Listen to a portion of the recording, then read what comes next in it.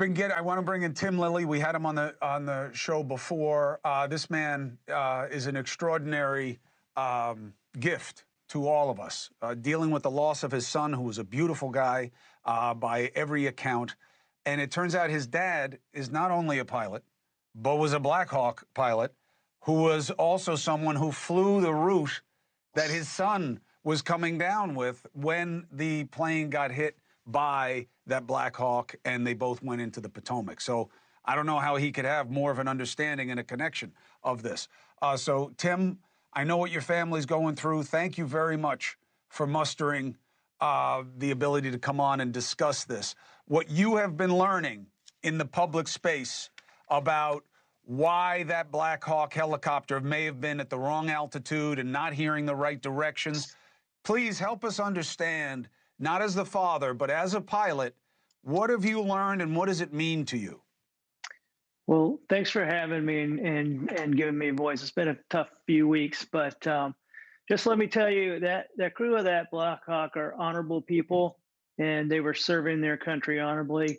But the goal of this conversation is to make sure this sort of thing never happens again. So they made some terrible mistakes that night, and some of them are obvious, and some we're going to learn as the NTSB report comes out. But from the new information, we know that there was some discrepancy between the pilot and the co-pilot of what their altitude was at as they came onto the routes. As you know, the route comes down, and when you get to Memorial Bridge, you need to be down to 200 feet, and then all the way to Wilson Bridge, 200 feet.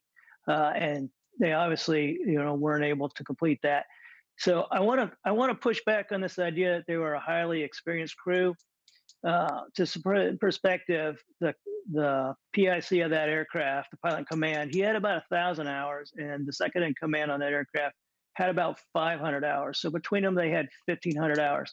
The minimum number of hours that you can get a job flying helicopters with patients on board for hospitals is 2,000 hours, right? So they put both together didn't have that much time.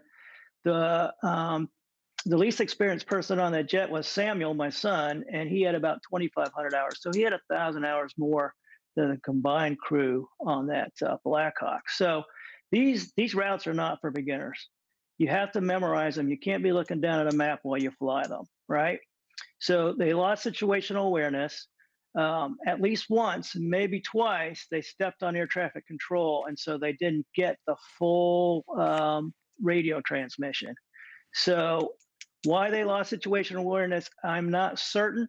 They may have thought that they saw an aircraft, but it was another aircraft, or it may have even been lights on the ground that they were seeing.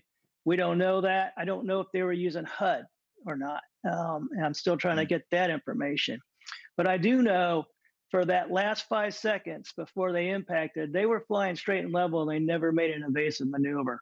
That tells me that when you wear NVGs, you have a 40-degree field of view. And so it's like having toilet paper tubes over your eyes.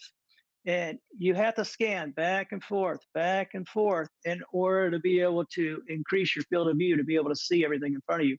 We know for certain that nobody was scanning the left sector from about 10 o'clock to 12 o'clock, because if they were, this accident wouldn't have happened. And so for some reason, they were distracted by something else. And I would say that we need to retrain crew resource management in the Army. And I've talked to the Department of Evaluation Standardization, the commander of that unit, and I've also talked to which I go way back with the chief of staff of the safety center. He and I actually served in Panama in the 80s, and I watched him have a midair back in the 80s. And the lessons we learned from that was you need to have 4 people in the helicopter anytime you're flying NVGs. This one only had 3. Why are we relearning this lesson, 37 years later? That's kind of crazy. Right. Now, I would tell you also that there's some mistakes were made by air traffic control. And, we need to look at that. One thing, we should never have one guy working the helicopter frequency and the tower frequency on 2 different frequencies. If he's going to work both frequencies, they need to combine. So the helicopter can hear what the airplane says, and the airplane can hear what the, vice versa. So those are some really obvious things. And what I don't want to do is I don't want to wait a year for the NTSB report to start working on these obvious things, right? When the Right. NTSB report comes out, we're going to have some real specific recommendations that we're going to chase down, and we're going to do everything we can to make sure that they get accomplished. But until then, there's some things we can do right away.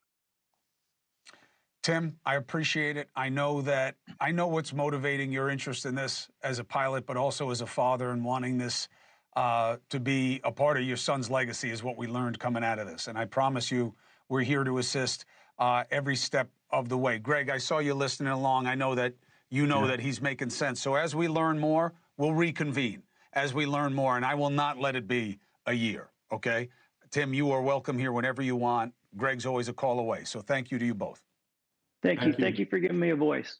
Hey, thanks for watching. Go to joinnn.com to find NewsNation on your screen. And don't forget, click the red subscribe button below to get more of NewsNation's fact-driven, unbiased coverage.